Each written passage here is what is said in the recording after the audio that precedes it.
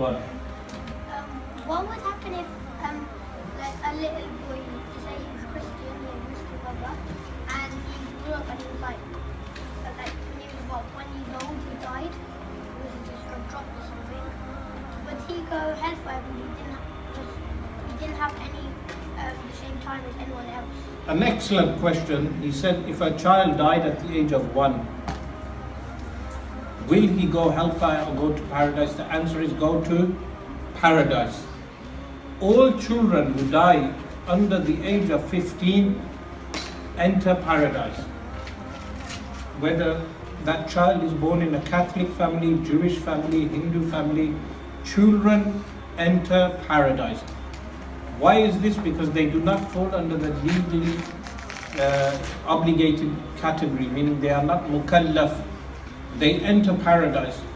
So when we say a Catholic child or a Jewish child or a Hindu child, what do we mean by this? Because Richard Dawkins makes a point of this. Children should not be labeled. But what do we mean by this?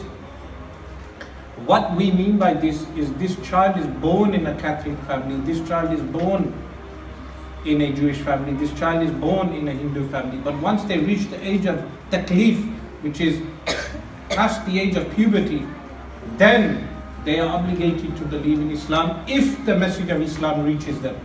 Once the message of Islam reaches them, they are obligated to believe. If they disbelieve, that is their choice. They are punished for their choice in the hereafter.